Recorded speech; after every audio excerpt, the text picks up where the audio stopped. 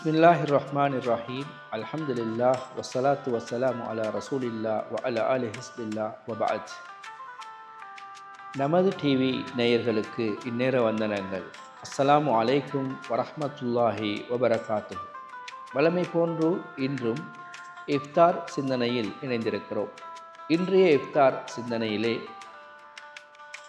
நபிகள் நாயகம் ஸல்லல்லாஹு அலைஹி வஸல்லம் அவர்கள் சொன்னார்கள், அஸ்ஸௌமு லி வ அன அஜ்ஸி பிஹி.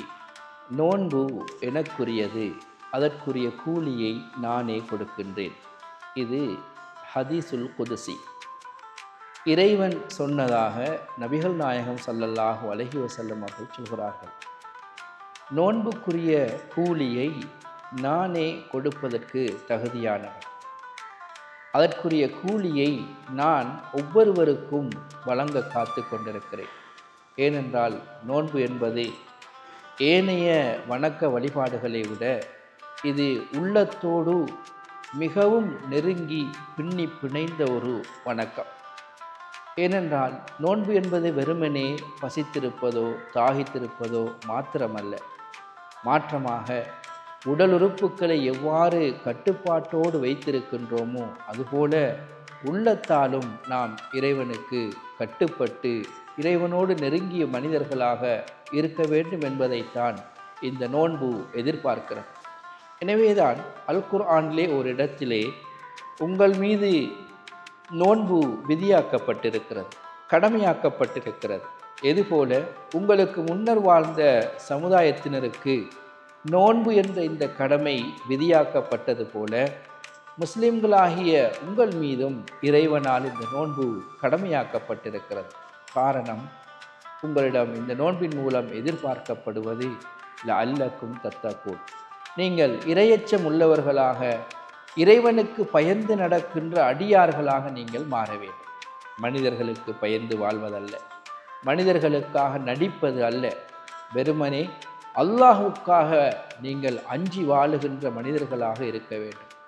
எனவேதான் இந்த நோன்பின் உன்னதமான நோக்கங்களில் ஒன்று இறையச்சம், தக்குவா என்று அரபியிலே நாம் அழைப்போம்.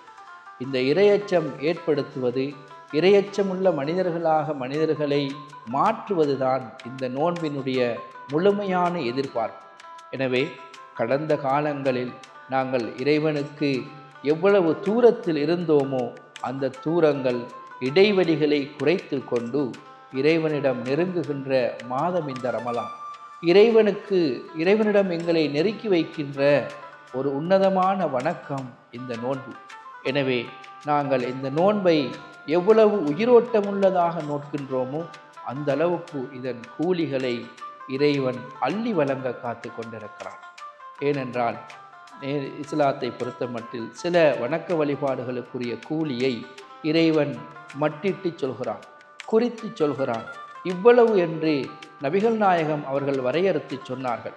ஆனால் இந்த நோன்புக்குரிய கூலி இவ்வளவுதான் என்று வரையறுத்து சொல்லப்படவில்லை. காரணம், அதற்கான கூலி வரையறுக்கப்பட முடியாது. ஒவ்வொரு மனிதனும் அவனுடைய உள்ளச்சம் எவ்வளவு தூரம் அல்லாஹுவுக்கு நெருக்கமானதாக அல்லாஹ் விரும்புகின்ற அடிப்படையில் இருக்கின்றதோ அந்த அளவுக்கு இந்த நோன்புக்குரிய கூலி அது உயிரோட்ட தன்மையை பொறுத்து அதன் கூலி வேறுபடும் என்பதை இந்த ஹதீஸ் எங்களுக்கு சொல்கிறது. இன்னொரு ஹதீஸிலே நபிகள் நாயகம் ஸல்லல்லாஹு அலைஹி வஸல்லம் அவர்கள் சொன்னார்கள், அந்த ஹதீஸ் எங்களுக்கு இந்த ஹதீஸை இன்னும் தெளிவாக சொல்கிறது. அல்லாஹு தஆலா நீங்கள் பசித்திருப்பதையோ தாகித்திருப்பதையோ உங்களிடம் எதிர்பார்க்கவில்லை நோன்பின் மூலமாக, மாற்றமாக நீங்கள் அல்லாஹுக்காக அஞ்சி நடக்கின்ற மனிதர்களாக உங்களை இறைவன் எதிர்பார்க்கின்றான். எனவே நோன்பு உயிரோட்டமுள்ள நோன்பாக இருக்க வேண்டும். நாங்கள் வெறுமனே உண்ணாமல் குடிக்காமல் இருப்பது மாத்திரமல்ல நோன்பு, அது உளக்கட்டுப்பாடு எவ்வளவு அவசியம் என்பதையும் எங்களுக்கு சொல்கிறது. எனவே நாங்கள் நோக்கின்ற நோன்பு அல்லாஹ்விடத்திலே மிகப்பெரிய கூலியை அள்ளித்தரக்கூடிய ரமலானாக நோன்பாக இருப்பதற்கு எல்லாம் வல்ல அல்லாஹ் நல்லருள் பாலிப்பானாக. வஆஹிரு தஅவானா அனில் ஹம்துலில்லாஹி ரப்பில் ஆலமீன். வஸ்ஸலாமு அலைக்கும் வரஹ்மத்துல்லாஹி வபரகாத்துஹு.